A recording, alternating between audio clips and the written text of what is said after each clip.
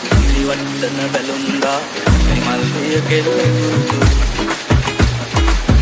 ඌටරේ පැටන්නා සප්පල කලම්බා